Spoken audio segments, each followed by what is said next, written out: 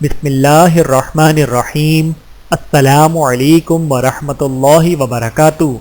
رسول اکرم صلی اللہ علیہ وآلہ وسلم کی تعریف میں مبالغہ آرائی۔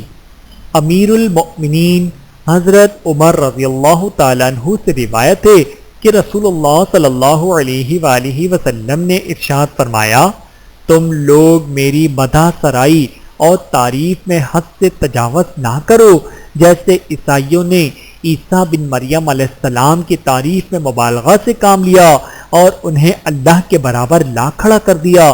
بلا شبہ میں اللہ کا بندہ اور رسول ہوں، اس لیے مجھے اللہ کا بندہ اور رسول ہی کہو۔